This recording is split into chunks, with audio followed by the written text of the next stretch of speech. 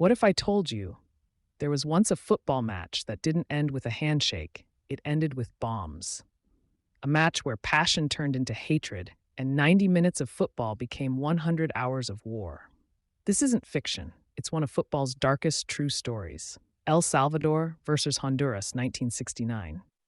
This is the story of how a World Cup qualifier between El Salvador and Honduras turned into a real war. In the late 1960s, Central America was burning quietly. Thousands of Salvadorans had fled poverty and crossed into Honduras, searching for land and opportunity.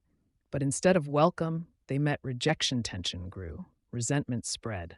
And then came football, the one thing that could unite or divide an entire nation. The first World Cup qualifier was played in Tegucigalpa, Honduras. The Salvadoran players were kept awake all night, fans screaming outside their hotel, breaking windows, banging drums till sunrise. When Honduras won 1-0, their nation celebrated like never before. But in El Salvador, the defeat felt like humiliation and anger was brewing. A week later, the second leg was held in San Salvador. This time, it was payback. Honduran players arrived to find their hotel surrounded, their flag burned, and their fans chased out of town. El Salvador won 3-0, but that victory carried blood on its edges. Riots exploded, families fled. Border villages turned into war zones overnight. And then it happened. On July 14, 1969, El Salvador launched an airstrike on Honduras. The world stood in shock. A football qualifier had turned into the football war.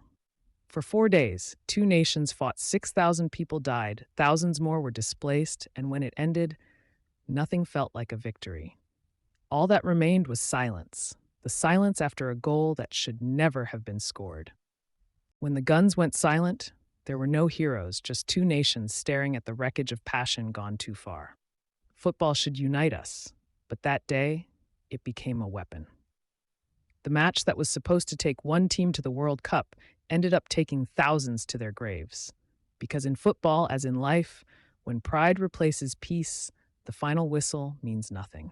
This is more than history, it's a warning.